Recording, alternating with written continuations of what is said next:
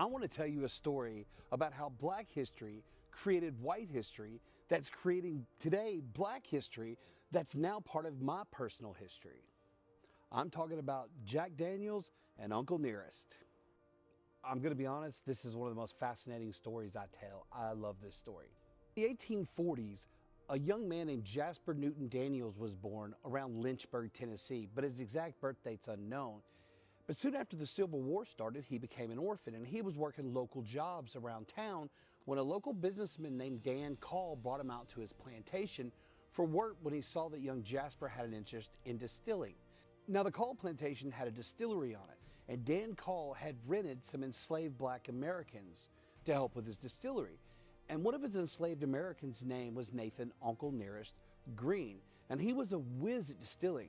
But one of the things that made him really unique and special is that from his African heritage, he knew to distill whiskey over charcoal. So young Jasper was fascinated with this, and he and Nathan Uncle Nearest Green became fast friends.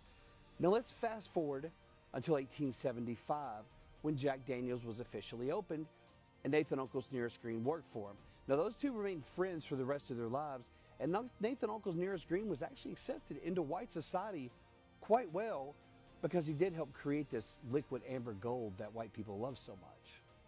Now let's fast forward to 2016. A woman named Fawn Weaver was on vacation with her husband in Singapore, I believe, when she came across this story.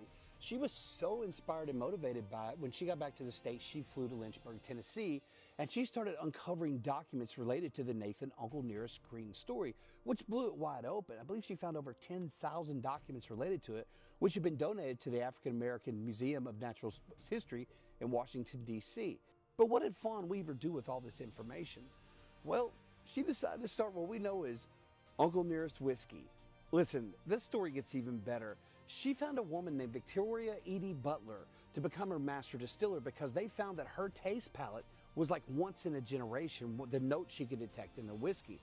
So they started off this whiskey brand, and in 7 years, it's the fastest growing whiskey brand in American history.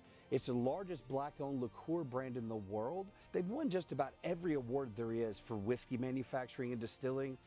And I believe it's their last 11 consecutive quarters, they've had over 100% growth. That's phenomenal. I mean, Fawn Weaver's no joke. She's a titan of her industry. I predict she'll be the next black American female billionaire. But now, how does this affect my own history? Well, you see, when we visited the distillery, Anna met someone named Terrell, or Sketch. And Sketch is a tour guide there, and we met him and we hit it off really well. So last fall when we were in New York, I got to speak on stage at the Apollo. So we brought Terrell to New York, Uncle Nearest employee, and while I spoke on stage, he performed art. It's because his mother's dreams to always see him perform art on stage at the Apollo. So he did it while I gave my talk, and I let him say hi to his mom on stage. I let him close the show. But I wore this shirt on stage at the Apollo, and I believe it's probably the first time Uncle Nearest has been worn on stage at the Apollo. So I kind of thought that was cool. But I absolutely love this story because it's literally how black history, Nathan Uncle Nearest Green, helped Jack Daniels create what was then the most popular whiskey brand in the world. Black history created white history, which has now started the Uncle Nearest Whiskey, which is black history. And I wore this on stage and I've been to the distillery, so now it's in my history. Black history is American history. Have a great day.